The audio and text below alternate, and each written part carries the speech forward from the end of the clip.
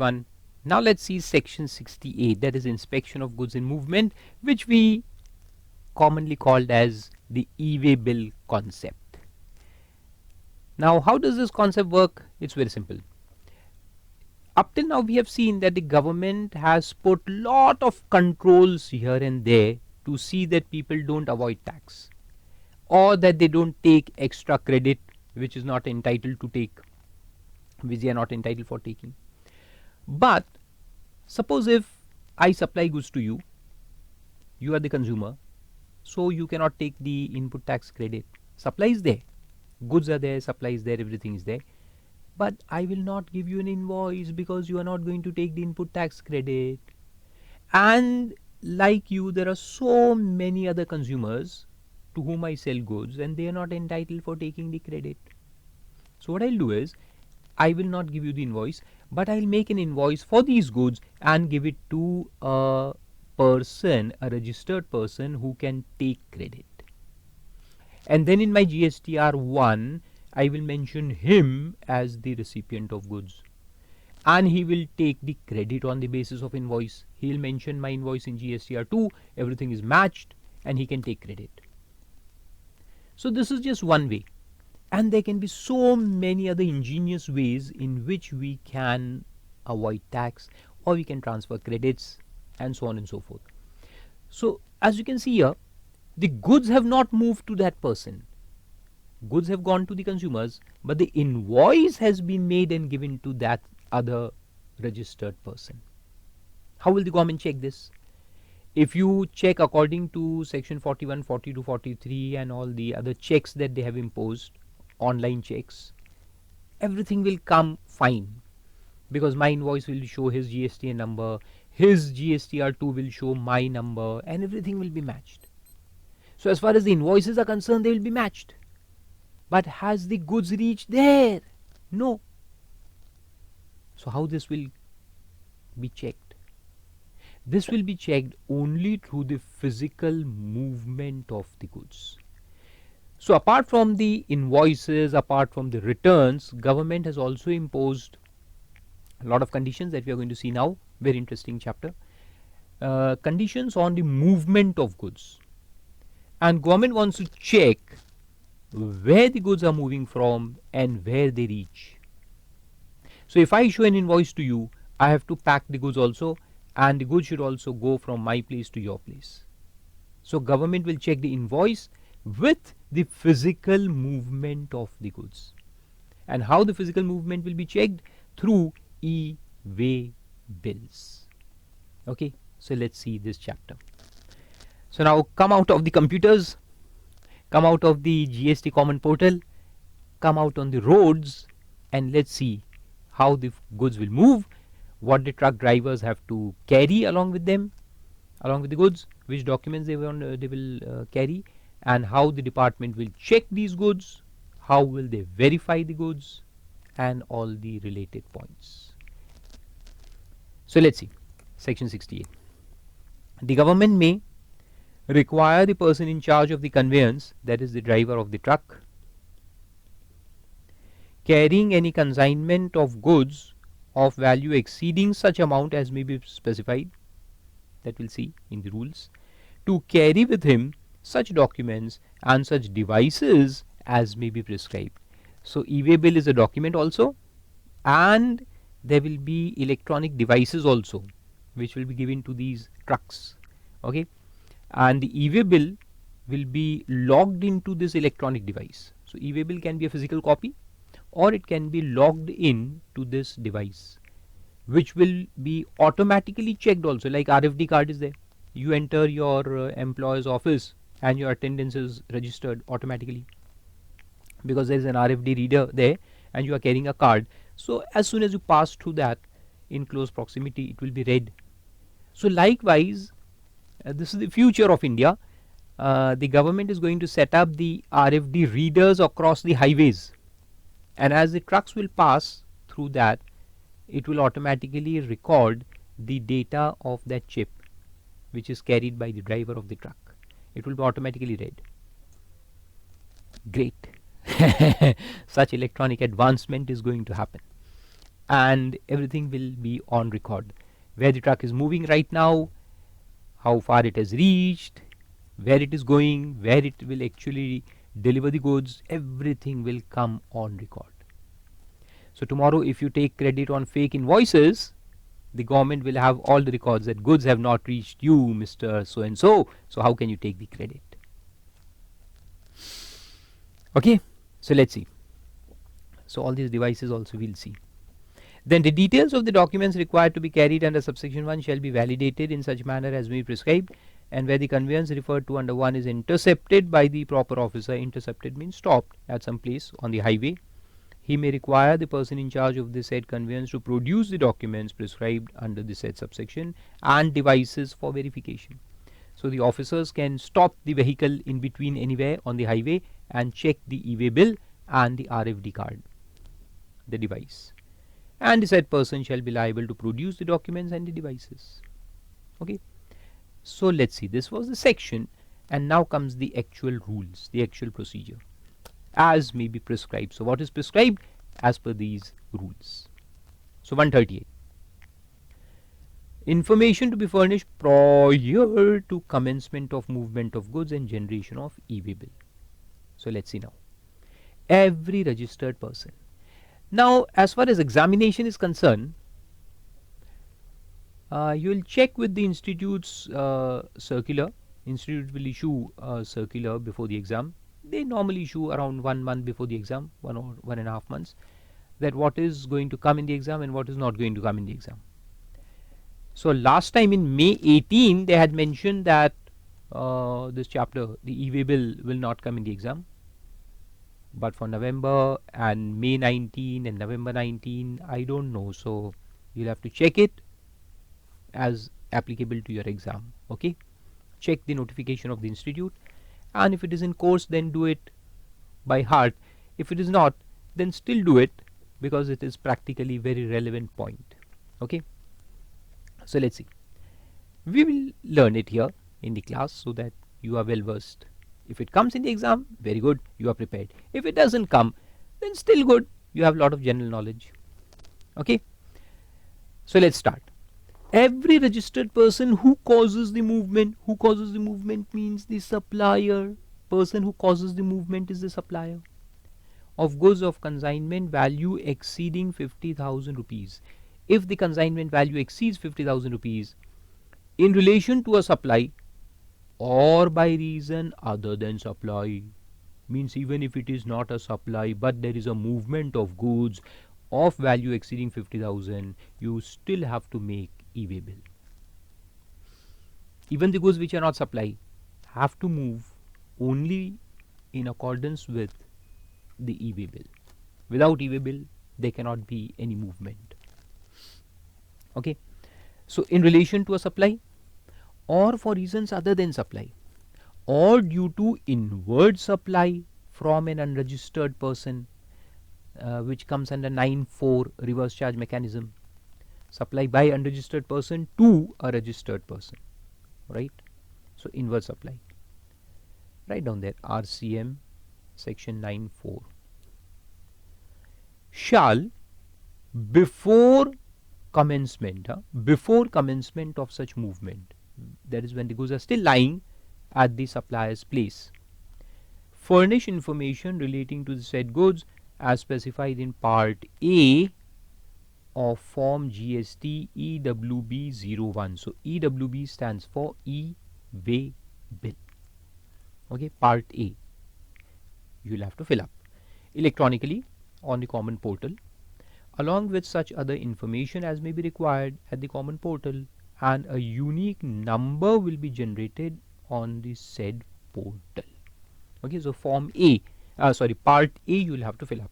So part A is the details of the supply that you are going to make. Okay,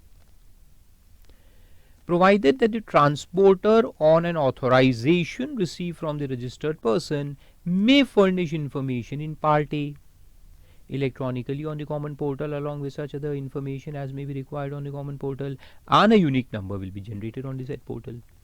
Means if you are the supplier and you don't want to fill up all these details, you can authorize your transporter. So if you authorize the transporter, then the transporter will fill up for me. part A. Okay, so either you fill, the supplier fills, or the transporter can also fill if he is authorized to do so. Provided further that where the goods are to be transported or supplied through an e-commerce operator or a courier agency, on an authorization received from the consignor, the information in part A may be furnished by such e-commerce operator or the courier agency, and a unique number will be generated on the said portal. So either you fill now, or if you're supplying through e-commerce operator, you can authorize the e-commerce operator. Because normally what happens is that you supply the stock to e-commerce operator. Then he sells the goods on his portal, and as and when he sells, he will come to know that whom to sell. So the details of consignee may not be known to the consigner initially when you hand over the goods to the e-commerce operator. So in that case, you give him the authority. You give the e-commerce operator the authority. You give Amazon.in the authority to fill up the e-way bill on your behalf. Then he will fill it, or the courier company can do so. Then provided also that where the goods are sent by principal located in one state or union territory to a job worker located in any other state or union territory. So on the top you can write down interstate job work. Principal is in one state and the job worker is in another state.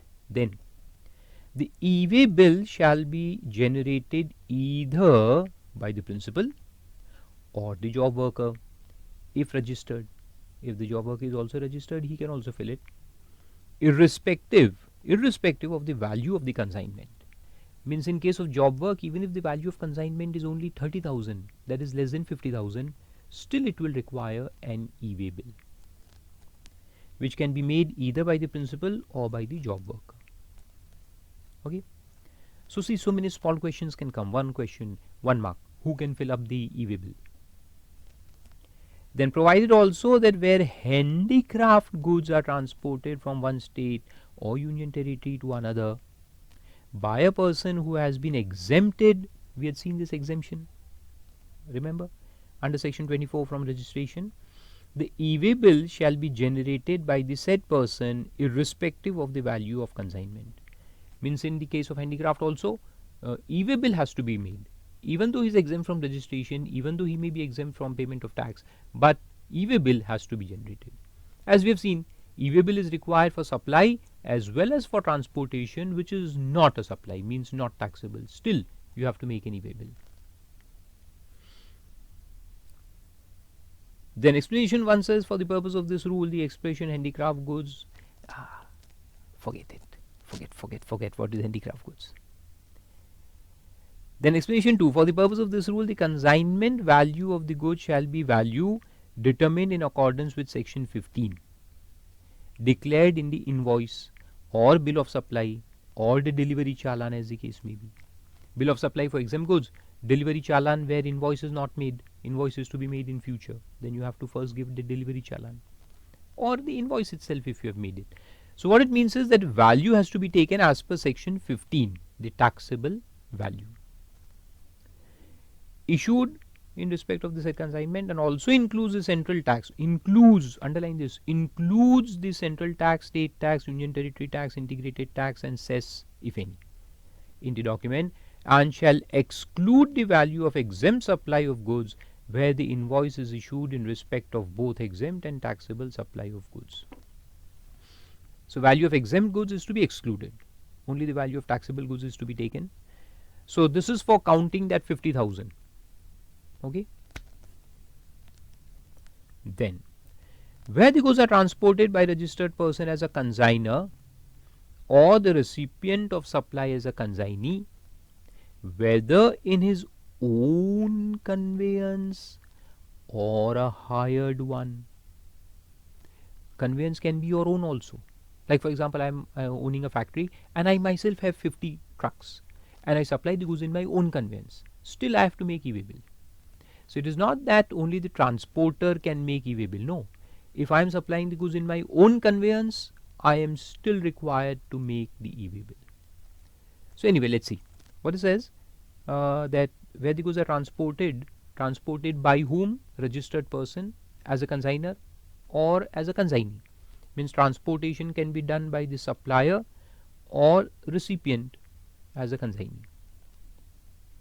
Okay, whether in his own conveyance or a hired one, or by railways or by air through Indigo, SpiceJet, etc., or by vessel through any shipping company.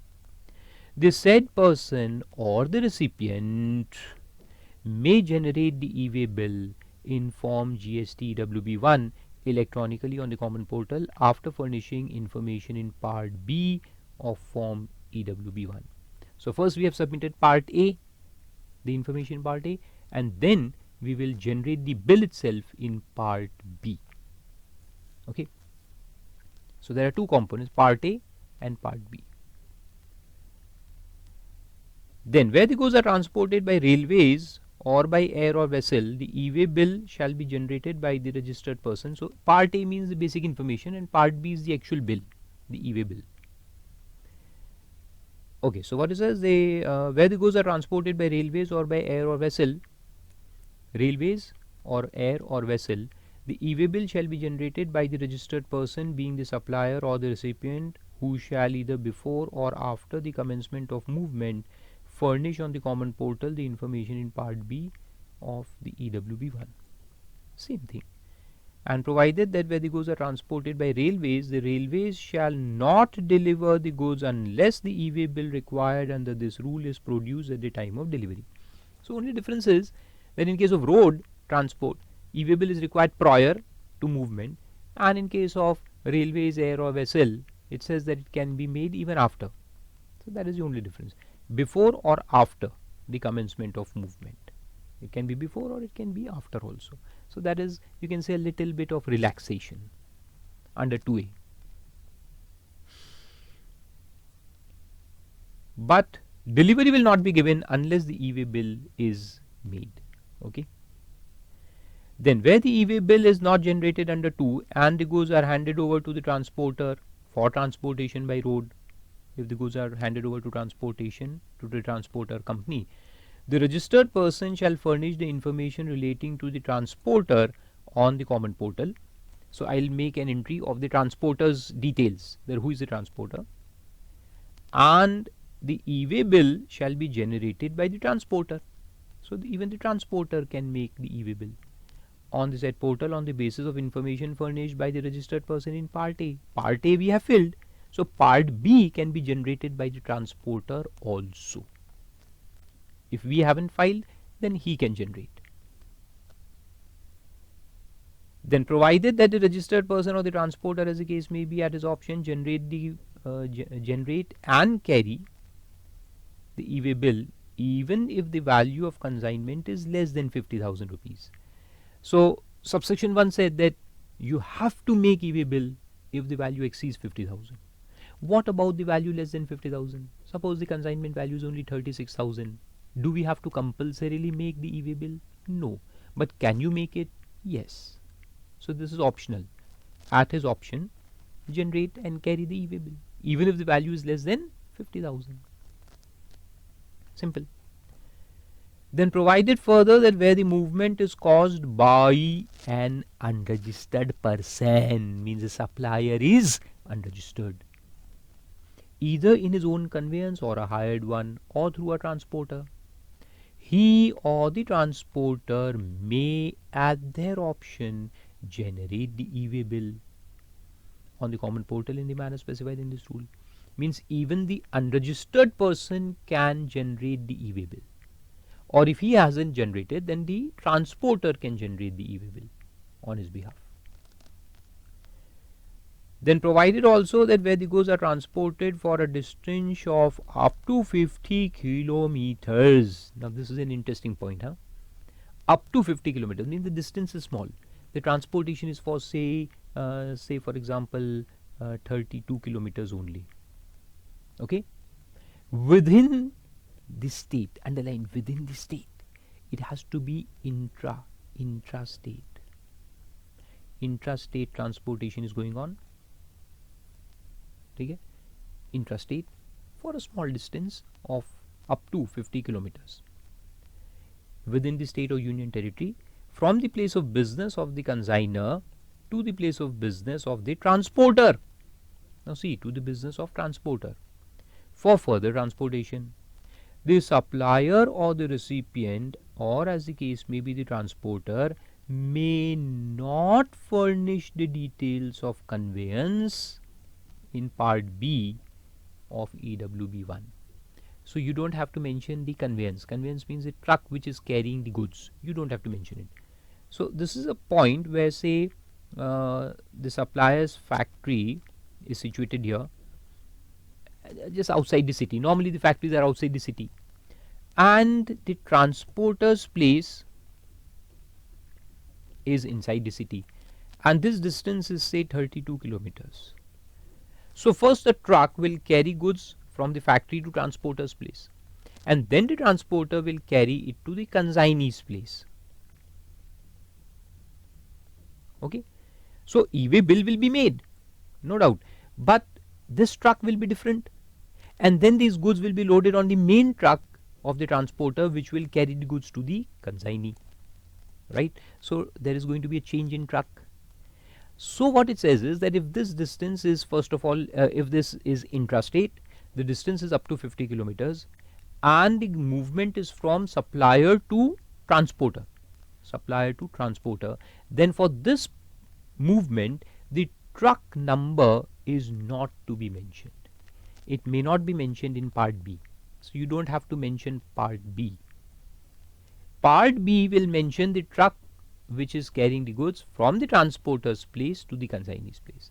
So this conveyance number will then be put in the part B and not this truck. Understood? So that is one exception, because then you will have to change part B now, because the truck is going to change. So you will have to make an amendment in part B, so that will lead to confusion. So they said that okay, don't mention the first truck number, mention the main truck number only in part B. Then explanation says that for the purpose of the sub rule, where the goods are supplied by an unregistered supplier to a recipient who is registered, the movement shall be said to be caused by such recipient if the recipient is known at the time of commencement of the movement of goods. If the recipient is already known, the supplier is unregistered, recipient is registered, and before the movement itself it is known that who is the recipient and that he is registered, then he will be deemed to be the person causing the movement. Means the recipient, the registered recipient, will have to make the e-way bill. Then the unregistered person will not make it. The registered recipient will make the e-way bill. And explanation 2 says the e-way bill shall not be valid for movement of goods by road unless the information in part B has been furnished, except in cases of movements covered under the third proviso to sub rule 3 and the proviso to sub rule 5 that we saw. That is that short movement. So except for that, part B has to be has to mention the truck number in all other cases. So sub rule 3 proviso we have already seen, and proviso to sub rule 5 we will see later on. Okay, this we have already seen, that 50 kilometers case. Then upon generation of the e-way bill on the common portal, this is sub rule 4, a unique e-way bill number shall be made available to the supplier, the recipient and the transporter on the common portal. So unique number will be generated, which is called as e-way bill number. Good. Then where the goods are transferred from one conveyance to another, let's come to sub rule 5. This is also interesting. Goods are transferred from one conveyance to another. Now this happens many a time that one truck will take goods to a particular place, and from there the goods will be unloaded and loaded onto another truck, and then it will take it further. So if there is going to be a change in conveyance, change in the truck, then what will happen? Let's see. So where the goods are transferred from one conveyance to another, the consignor or the recipient who has provided the information in part A, the original part A, or the transporter means any of them. Three people are there: the consigner, the recipient, and the transporter. So any one of them can make these changes. Shall, before such transfer and further movement of goods, update the details of the conveyance in the e-way bill on the common portal in GST WB1. So before you change the truck, before you unload the goods from one truck and put it into another truck, you have to change, means update the e-way bill on the common portal. So right now you have mentioned the truck number, the old truck number, so you have to re-enter the new truck number. Provided that where the goods are transported for a distance of less than 50 kilometers, again exception is again there, that same thing, that if it is less than 50 kilometers within the state or union territory from the place of business of transporter finally to the place of business of consignee, the details of conveyance may not be updated in the e-way bill. So this is now the delivery case. Sub-rule 3 we saw, and the proviso, that was for you can say when the goods were given by the supplier to transporter. Now this is a reverse case, when the transporter is going to give the goods for delivery to the recipient. So this is a case where the supplier has given the goods to transporter, and transporter brings the goods here to the other place, and then he has to take it and deliver to the recipient's place. Okay, so this is say Nagpur and this is say Kolkata. So goods have reached Kolkata. Into the godown of the transporter. From there he has to deliver the goods to the recipient's place, which is around 40 kilometers away. So recipient's place is 40 kilometers away, and the goods have been brought from Nagpur to Kolkata in a big truck. But this particular consignment is small. So will that whole truck, the same truck, come to the recipient's place? No.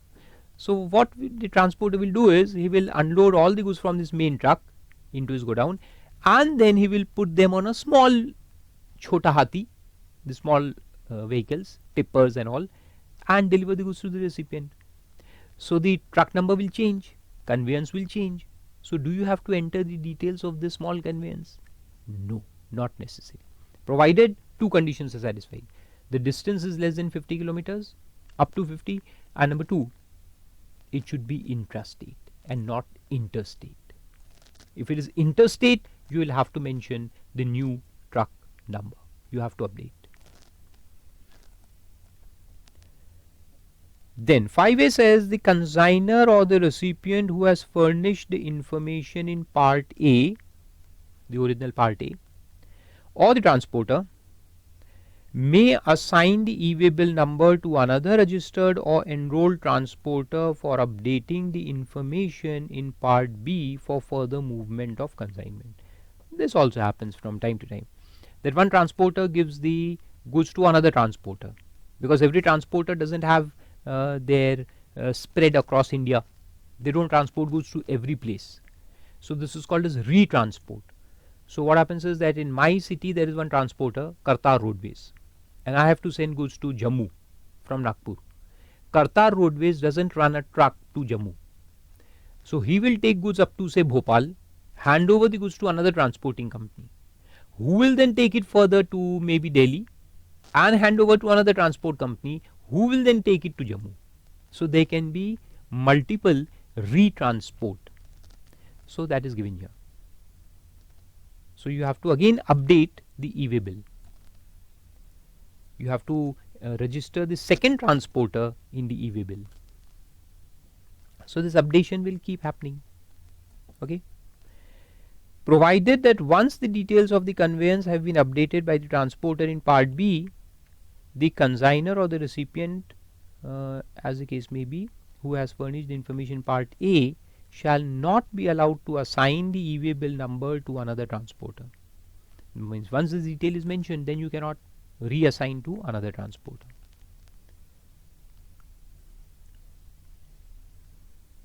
Then after e-way bill has been generated, Okay, read it again so that you'll understand. Provided that once the details, read the whole 5A. The consigner or the recipient who has furnished information in part A or the transporter may assign the e-way bill number to another registered or enrolled transporter, right, for updating the information in part B for further movement of consignment. Provided that once the details of conveyance have been updated by the transporter in part B, the consigner or the recipient, as the case may be, who has furnished part A shall not be allowed to assign the e-way bill to another transporter. So now the consigner or the consignee cannot make any adjustments. Any adjustment to be made will be made only by the transporter. Okay. Then 6. After e-way bill has been generated in accordance with provisions of subrule 1, where multiple consignments are intended to be transported in one conveyance. So there is a one big truck which is going to go from Nagpur to Mumbai, and it will carry different consignments, multiple consignments. Then what will happen?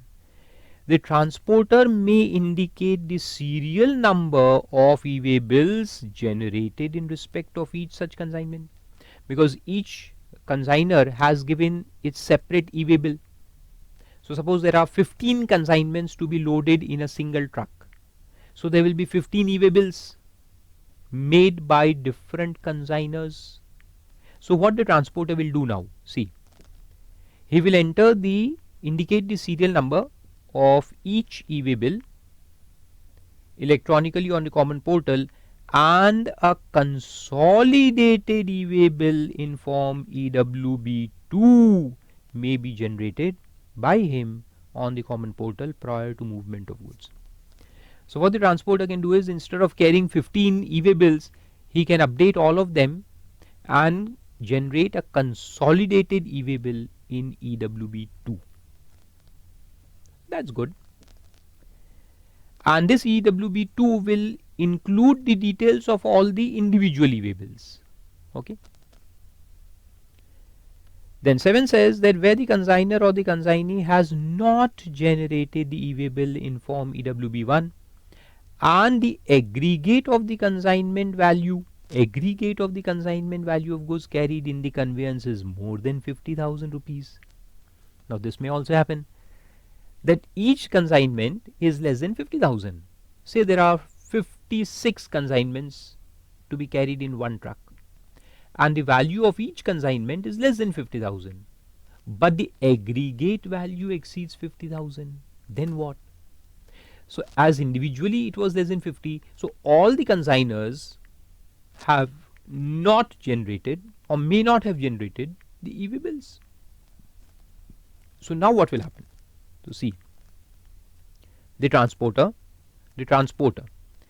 except in case of transportation of goods by railways, air and vessel, means if the transaction is taking place, means the transportation is taking place by railways or by air or vessel, means in an aircraft or a ship, they don't have to make any e-way bill. They don't have to make e-way bills. But in case of truck, in case of road transport, the transporter will have to make the e-way bill. Shall, the transporter shall, so put a bracket here, except up to vessel, except in case of railways, air and vessel. So in case of railways, air and vessel, you don't see the consolidated value, but in truck you will see the consolidated value. So if the aggregate value is more than 50,000 rupees in a truck, okay, so write down, this is applicable to trucks, that is basically the road transport. Shall, in respect of interstate supply, underline interstate supply, generate the e-way bill in form EWB1 on the basis of invoice or bill of supply or delivery challans as the case may be, and may also generate a consolidated e-way bill in EWB2 on the common portal prior to the movement of the goods. So you have written road transport and also write plus interstate. So sub rule 7 applies only when there is interstate transport. If it is intrastate, if the goods are going from Nagpur to Akola or Nagpur to Mumbai, you don't have to make the e-way bill, even if the consolidated value exceeds 50,000. Individually it is less, consolidated is more, but there is no need. But if it is going to be interstate, transferring from one state to another, then this will require. And only in case of road transport. Provided that where the goods to be transported are supplied through an e-commerce operator or a courier agency, the information in Part A of EWB1 may be furnished by such e-commerce operator or the courier agency. That's also simple. Then, the information furnished in Part A shall be made available to the registered supplier on the common portal, who may utilize the same for furnishing details in GSTR1. That's also good. This is technical matching concept. So the information that you give in Part A will be available to you to be used in GSTR1, that is details of outward supply, the return that you will file later on at the end of the month. And provided that when the information has been furnished by an unregistered supplier or an unregistered recipient in EWB1, he shall be informed electronically if the mobile number or the email is available. Because they are unregistered, so normally their email may not be available, but if available, then they will also be given the information. Then, where an e-way bill has been generated under this rule, but goods are either not transported, e-way bill is generated beforehand, but then the order gets cancelled, so I ultimately don't transport the goods, then what? Are either not transported or are not transported as per the details furnished in the e-way bill. The e-way bill may be cancelled electronically on the common portal within 24 hours of generation of the e-way bill. So within 24 hours you can go and cancel it also. Provided that an e-way bill cannot be cancelled if it has been verified in transit in accordance with 138B. So this 138B we are going to see afterwards. It is the rule where the officers will stand on the highway and verify your e-way bills in transit. So if it has already been verified in transit, means the goods have moved, then can you cancel it? No, because cancellation is allowed only if the goods are not transported. So if the verification has happened, then how can you say that goods are not transported? Because verification has happened in transit only. So then you cannot cancel.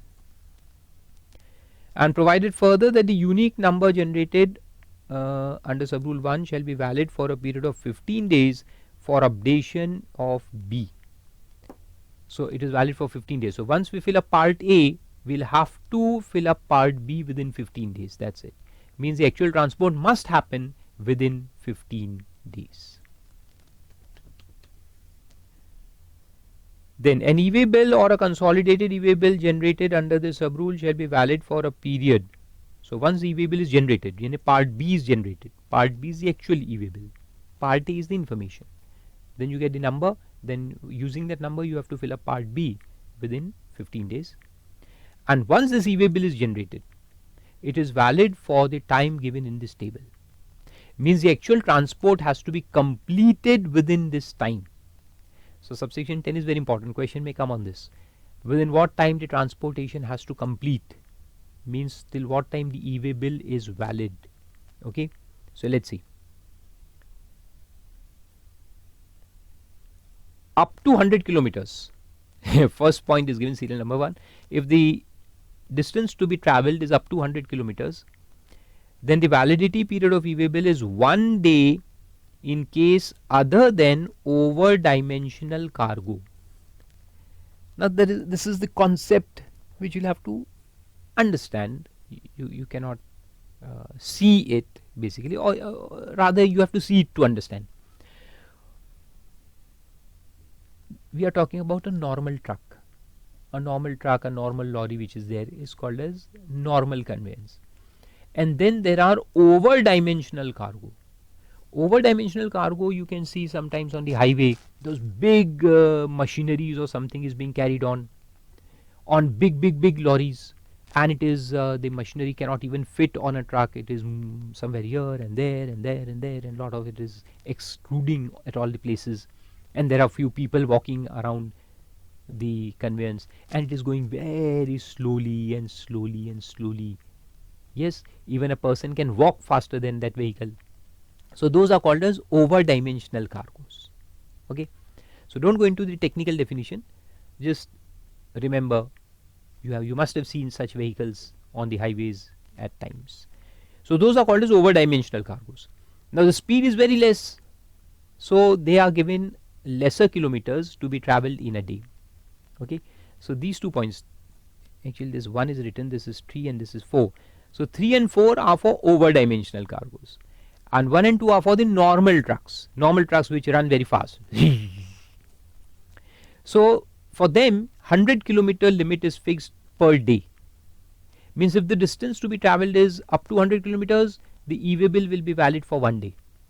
Means within 1 day the transport must complete, it should reach the destination. And for every 100 kilometers or part thereafter, 1 additional day. So 1 day for 100 kilometers, that's the limit. 1 day 100 kilometers, simple to remember. 100 kilometers 1 day. So if the distance to be traveled is say 156 kilometers, you will get 2 days. 210 kilometers, you will get 3 days. So for every 100 or part, you get 1 additional day. Okay. So if the distance from Nagpur to Mumbai is 756 kilometers, you will get 8 days in all. Then for over dimensional cargo, you will get 20 kilometers 1 day. 1 day for 20 kilometers. So that's the only difference. 1 day 20 kilometers, and for every further 20 kilometers, 1 additional day. Simple. So for normal containers 100 kilometers, and for over dimensional cargo containers 20 kilometers. Provided that the commissioner may, on the recommendation of the council by notification, extend the validity period of the e-way bill for certain categories of goods as may be specified therein. So they have the power to extend also. And provided further that where under circumstances of exceptional nature, like there is a flood, these days there is monsoon, so there will be floods and there will be disturbances, the road is washed away, and so on and so forth, including transshipment, the goods cannot be transported within the validity period of the e-way bill. The transporter may extend the validity period after updating the details in part B if required. Obviously, now just imagine that there is a flood in the area and all the trucks have stopped on the highway. Is it possible to carry the goods? The bridge is washed away. No, so trucks will stand there for days together, 3 days, 4 days, 5 days, wasted, time wasted. So in such cases, exceptional cases, the time can be extended. And you have to mention it in part B. Updation is required. Now just imagine, all these points are so good to read, but are they practically applicable in India? Where the roads are washed away every second monsoon, and so many floods and this and that, and so many things happen, and then riots are happening, and then disturbances and this and that. Is it possible? Absolutely bogus laws. But anyways, they are trying to do something good for that. Then for the purpose of this rule, the relevant date shall mean the date on which the e-way bill has been generated, and the period of validity shall be counted from the time at which the e-way bill has been generated, and each day shall be counted as a period expiring at midnight of the day immediately following the date of generation of e-way bill. So if the e-way bill is generated on say 23rd of March at 6 AM, then 1 day, when we say 1 day, 1 day will not be 24th of March 6 AM. It will be 24th March midnight. So 1 day will be counted as 23rd March. Anytime you draw the bill on 23rd March, 1 day will be counted as 24th March midnight. And second day will be then 24th March midnight to 25th March midnight. So then it will be midnight to midnight to midnight to midnight. Then for the purposes of this rule, the expression over-dimensional cargo shall mean a cargo carried as a single indivisible unit and which exceeds the dimensional limits prescribed under Rule 93 of Central Motor Vehicle Rules. Nothing to be understood now, so forget this. Just imagine that oversized cargo. Then the details of e-way bill generated under 1 shall be made available to the supplier if registered, where the information in part A has been furnished by the recipient. If the recipient furnishes part A, the details will be given to the supplier also. Or if the supplier makes part A, the details will be given to the recipient. So vice versa. Two parties are there, consignor, consignee. If consignor enters the details, the information will be given to consignee. If the consignee enters the details, information will be given to consignor.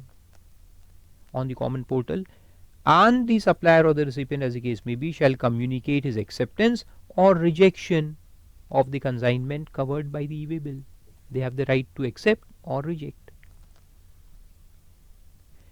Then where the person to whom the information under 11 has been made available does not communicate his acceptance or rejection within 72 hours of made available to him, or the time of delivery of goods, whichever is earlier, it shall be deemed that he has accepted the details. So if I put details of the consignee on the portal, the information will go to consignee. If the consignee sleeps over it, he doesn't accept nor rejects, and 72 hours expire, then he is deemed to have accepted.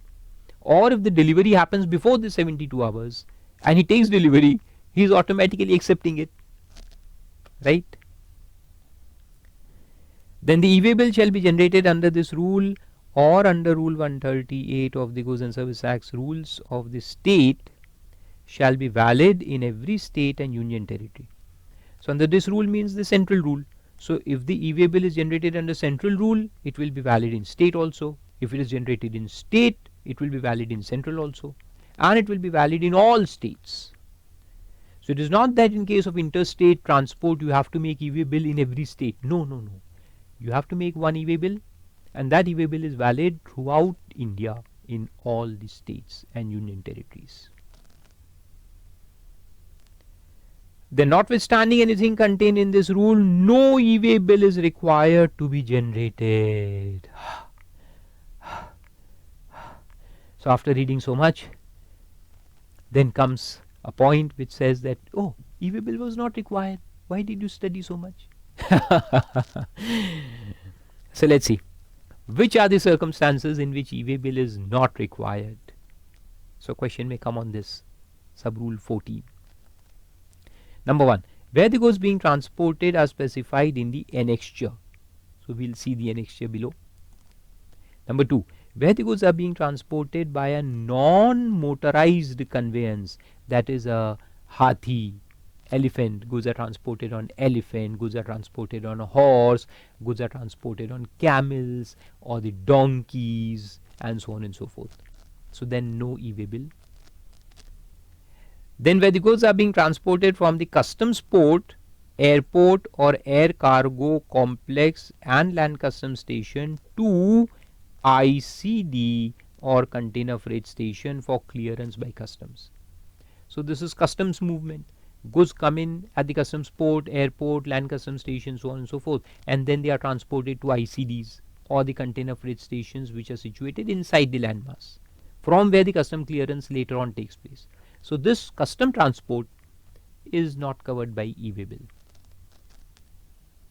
Then, in respect of movement of goods within such areas as are notified under clause D of sub-rule 14 of 138 of the state or union territory, in that particular state or union territory, means the state or union territory have the power to give exceptions to certain territories, and if the goods move within those territories, then no e-way bill is required. Simple. Then where the goods other than the de-oiled cake being transported are specified in schedule appended to notification 2/2017, forget it. Then where the goods being transported are alcoholic liquor for human consumption, petroleum crude, high-speed diesel, motor spirit, natural gas and aviation turbine fuel, because they are not subject to GST right now, so they can move. Then where the goods being transported are treated as no supply under Schedule 3 of the Act, the negative list. So if the goods are covered by negative list, then e-way bill is not required. Or where the goods being transported are under customs bond from an ICD or a container freight station to customs port. This is the reverse case. Now goods are moving from ICD to customs port or customs airport. So there also no e-way bill is required. Or under customs supervision or under customs seal. Then where the goods being transported are transit cargo from or to Nepal or Bhutan. Transit cargo from or to Nepal or Bhutan. This is a case where the goods are imported by somebody in Nepal.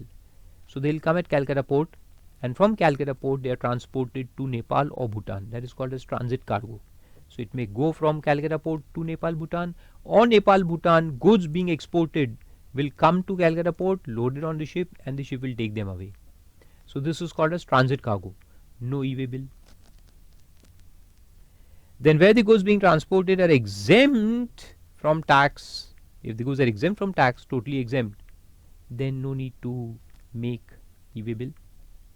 Then any movement of goods caused by defense goods as consignor or as consignee, no e-way bill. Then where the consignor of goods is a central government, consignor is a central government, state government or local authority for transport of goods by rail. If the central government, state government transport goods by rail, no e-way bill. Then where empty cargo containers are being transported, only the containers are being transported, no goods, only the containers, no e-way bill. And where the goods are being transported up to a distance of 20 kilometers from the place of business of the consignor to a weighbridge for the weighment, for weighment purpose, or from weighbridge back to the place of business of the said consignor, subject to condition that the movement of goods is accompanied by delivery challan issued under Rule 55. So there should be a delivery challan but no e-way bill. If you are just taking the goods for weighment, there is no need for e-way bill. Then the last one is O, where empty cylinders for packing of liquefied petroleum gas are being moved for reasons other than supply. Means collection of empty cylinders from your place and taking it to the filling station. So that transportation, the return of empty cylinders, is exempt from e-way bill. There is no e-way bill required for that. And at the last, the explanation is given that the facility of generation and cancellation of e-way bill may also be made available through SMS to the supplier, recipient and transporter as the case may be. So SMS facility will also be brought into place in due course of time. And then the annexure is given. You can go to the annexure, a lot of goods are given. For these goods, the e-way bill is not required.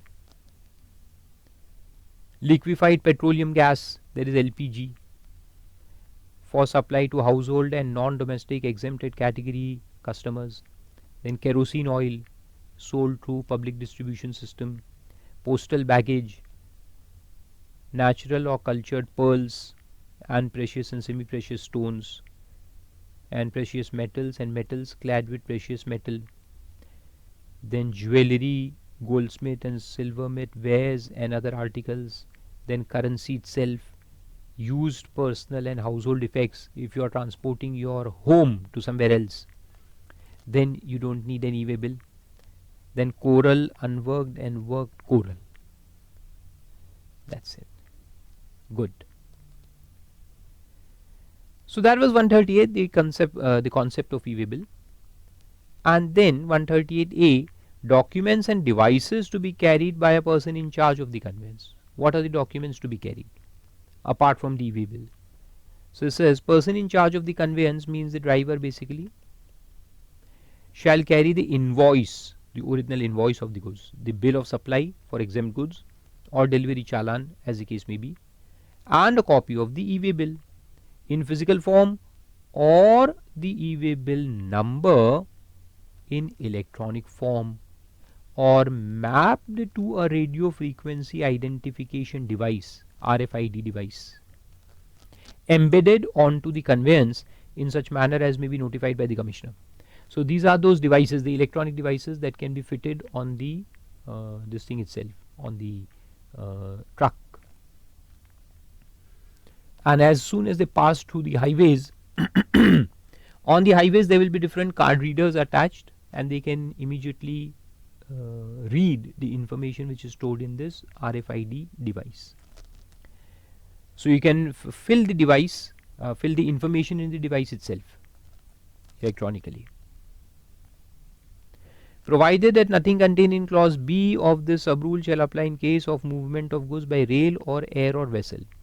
In case of rail, air or vessel, you don't have to carry the e-way bill. Okay. So in case of trucks, you have to carry.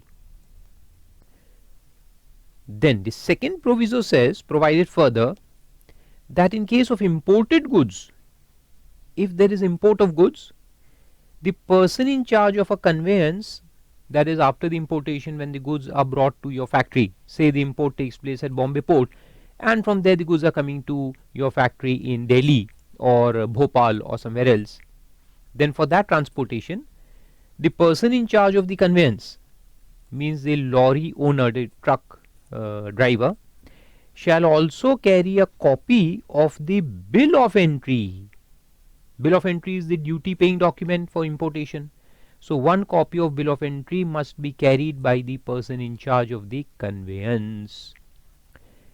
Bill of entry filed by the importer of such goods and shall indicate the number and date of the bill of entry in part A of EWB1 form. Okay, that has to be mentioned in part A.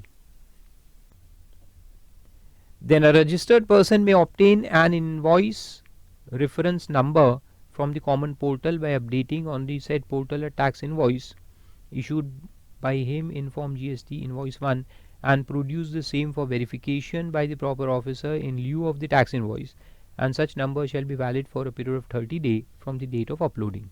Means instead of taking the whole invoice, you can generate a number, a reference number, and that reference number will be carried in that case. So in lieu of invoice, you can carry the reference number itself. Then where the registered person uploads the invoice under sub-rule 2, the information in part A of EWB1 shall be auto-populated by the common portal on the basis of the information furnished in invoice 1. That's also fine. Then the commissioner may by notification require a class of transporters to obtain the RFID.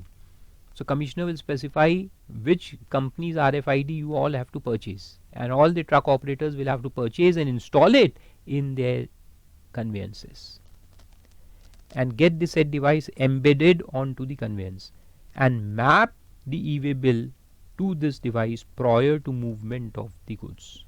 So before the movement starts, we have to map it onto the conveyance. Then notwithstanding anything where the circumstances warrant, the commissioner may by notification require person in charge of the conveyance to carry the following documents instead of the e-way bill: tax invoice, bill of supply, bill of entry, or delivery challan where the goods are transported for reasons other than by way of supply. That's also fine. Exceptional cases are there. Then at the last is verification of documents and conveyances. So the commissioner or the officer empowered by him in this behalf may authorize any proper officer to intercept. So these will be highway officers. Okay, they will stand on the highways and they will intercept, means stop the conveyances to verify the e-way bill physically or in electronic form for all interstate and intrastate movement of goods. The verifications can be done for interstate as well as intrastate movement. Then commissioner shall get radio frequency identification device readers, RFID readers. The commissioners will have the readers with them, or installed at places where the verification of movement of goods is required to be carried out. So maybe on state borders, maybe in between somewhere on the highway, they can install these readers, RFID readers, okay, for verification of movement of vehicles, and it shall be done through such device readers where the e-way bill have been mapped with the said devices. So as soon as the truck moves through that reader, the reader will automatically catch the information. And the physical verification of conveyances shall be carried out. Means the officers can go on the conveyance, because fraud can happen here also. What people will do, that okay, earlier as I told you at the start of the chapter, that we used to give the invoice to a person without giving the goods in order to pass on the credit. So okay, even if the e-way bill is to be generated, we'll do it. We'll send a truck which is empty to other place, but in the e-way bill it will be mentioned that the truck is carrying 1000 kilograms of goods, but inside there is nothing. The truck is empty. The truck will just go and come back. So we can fool the government. So therefore this says, here it is given that physical verification of conveyance can also be done. If the officer feels that this truck is looking very light, I think there is nothing stored in this, so he can go on top of the truck and see whether goods are there or not. And suppose if there are boxes there, we can just fill up the boxes with stones and send them. So he can open the boxes also and see whether the goods are really there or not. So let's see. Physical verification of conveyances shall be carried out by the proper officer as authorized by the commissioner or the officer empowered by him in this behalf. So physical verification can also be done, remember, provided that on receipt of specific information on evasion of tax. Now if they have got some information that a particular truck is going and it doesn't carry any goods, it only carries stones in it, physical verification of a specific conveyance can also be carried out by any other officer after obtaining necessary approval of the commissioner or the officer authorized by him in this behalf. So normally physical verification will be done by the authorized officers, but if there is another officer standing there on the highway and he feels that there is something fishy in this truck, then he can just call up the commissioner or the authorized officer and ask him, can I verify? So he'll say, okay, verify.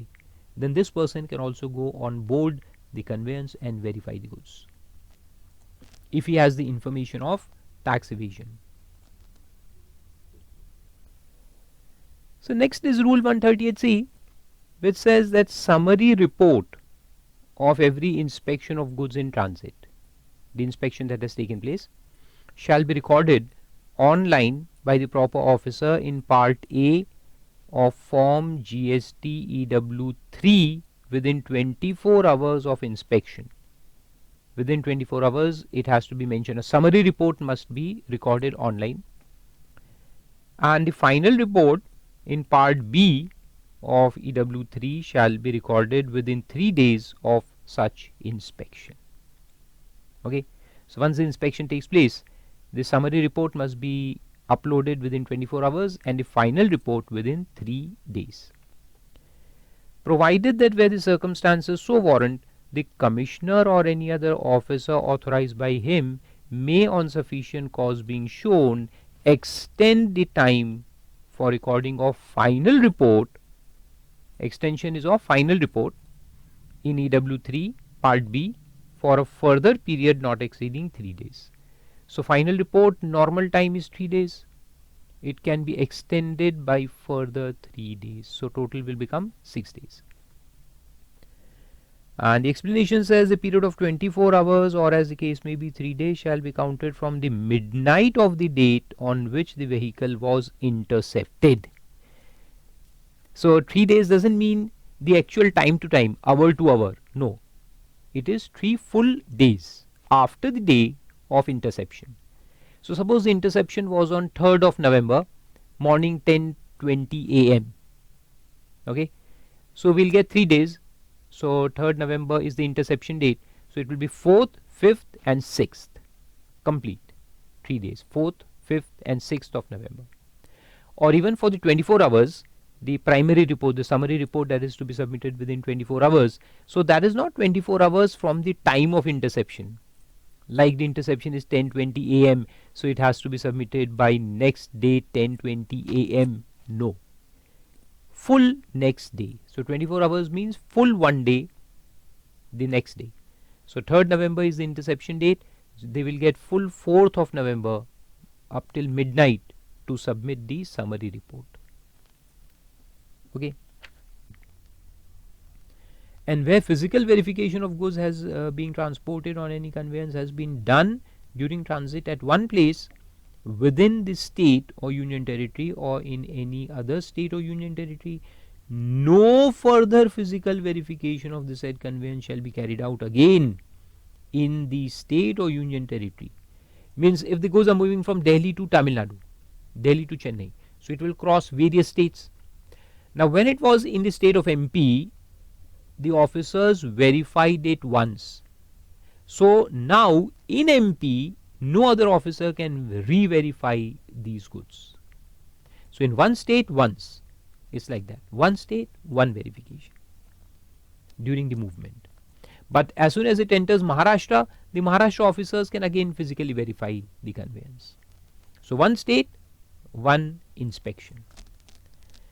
Unless a specific information relating to evasion of tax is made available subsequently. Like the truck was crossing, so it entered Gwalior and it was checked once. Now it is moving to Bhopal. But while it is moving to Bhopal, there is a specific information received by the officers that something is going wrong and the goods have been either moved or more goods have been taken on board or something relating to tax evasion is happening here. Then they can stop and re-verify. So if there is a specific information, then they can carry out the second verification also. But otherwise, one state, one verification. Then facility for uploading information regarding detention of vehicle. Where the vehicle has been intercepted and detained for a period exceeding 30 minutes.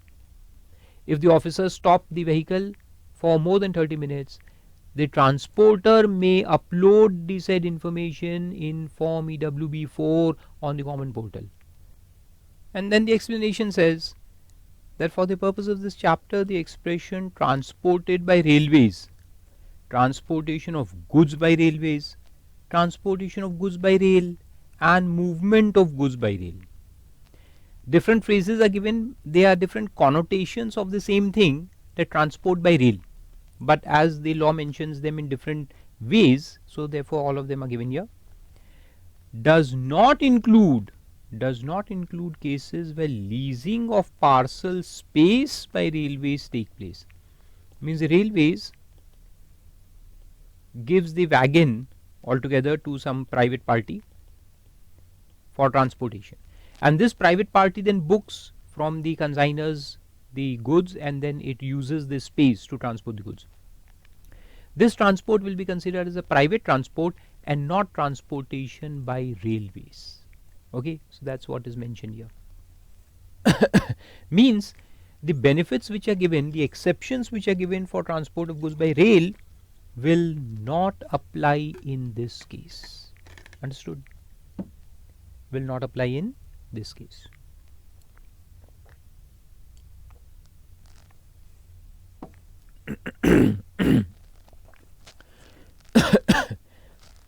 So that was all about the e-way bill. And now let's see further. Section 69, power to arrest. So 2-3 sections are left, so we'll finish in this lecture itself. Where the commissioner has reason to believe, he should have good information on the basis of which he forms a reason to believe that any person has committed any offence specified in clause A or B or C or D of subsection 1 of 132. So we haven't seen 132 yet, but we are going to see it later on, so don't worry. We'll see it there. Which is punishable under clause 1 or 2 of subsection 1 or subsection 2 of that section. He may by order authorize any officer of the central tax to arrest such person. So basically the offences are given in the 132. We'll see that section later on. But here it says that if this situation arises, then he may authorize the officer of central tax to go and arrest that person. Okay. Then where a person is arrested under 1 for any offence specified under subsection 5 of 132, the officer authorized to arrest the person shall inform such person of the grounds of arrest and produce him before a magistrate within 24 hours. So he will be brought before the magistrate within 24 hours. And subject to the provisions of Code of Criminal Procedure 1973, where a person is arrested under 1 subsection 1 for any offence specified under subsection 4 of 132, he shall be admitted to bail, that is called as a bailable offence, in default of bail, forwarded to the custody of the magistrate. So either the bail will be granted, or if the bail is not granted, he will be forwarded to the custody of magistrate. And in case of any non-cognizable and bailable offence, the deputy commissioner or the assistant commissioner shall, for the purpose of releasing an arrested person on bail or otherwise, have the same powers and be subject to the same provisions as an officer in charge of a police station. Means the officers of GST will be considered as police officers and they will have the power to grant bail. But which cases? Which are non-cognizable and bailable offences. All this concept we'll see later on, okay, in section 132. Then power to summon persons to give evidence and produce documents. Section 70 is there. Proper officer under this act shall have the power to summon. Summon means call any person whose attendance he considers necessary either to give evidence or to produce a document or any other thing in any inquiry in the same manner as provided in the case of civil court under the Code of Civil Procedure. And such inquiry referred to under 1 shall be deemed to be a judicial proceeding within the meaning of 193 and 228 of Indian Penal Code. These are all the technical sections. They will not come in the exam. And the rule is also there, Rule 132. Just cross it off. Then access to business premises, section 71 is there. Any officer under this act authorized by the proper officer not below the rank of joint commissioner shall have access to any place of business of a registered person to inspect books of accounts, documents, computers, computer programs, computer software, whether installed in a computer or otherwise, and such other things as he may require and which may be available at such place for the purpose of carrying out any audit, scrutiny, verification, checks and safeguards for the interest of revenue.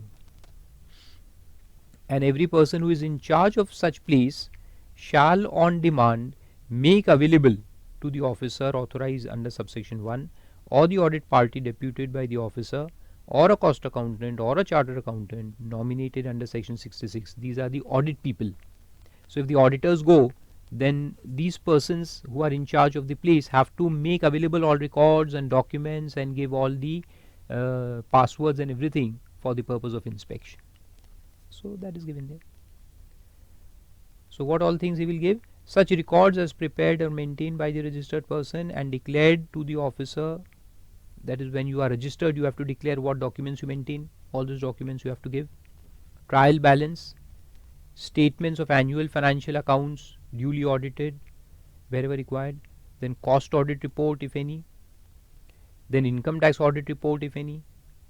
Any other relevant record for the scrutiny of the officer or the audit party or the cost accountant or the chartered accountant. This audit party means the departmental audit. Within a reasonable time not exceeding 15 working days from the day when such demand is made, or such further period as may be allowed by the said officer or the audit party or the cost accountant or the chartered accountant. All simple points, just read them once. Then officers to assist proper officers. All officers of police, railways, customs and other officers engaged in collection of land revenue including village officers, officers of the state tax, and officers of union territory tax, shall assist the proper officers in implementation of this act. Means if the proper officer of GST, central tax, goes to any premises, he may take police officers along with him, he may take officers of railways, customs, and other government department officers. And the government may by notification empower and require any other class of officers to assist the proper officers in implementation of this act when called upon to do so by the commissioner. That's all simple. Nothing to be read in that. All other officers can be used basically for inspection purposes. So that's it. That was interesting chapter of inspection, search, seizure, and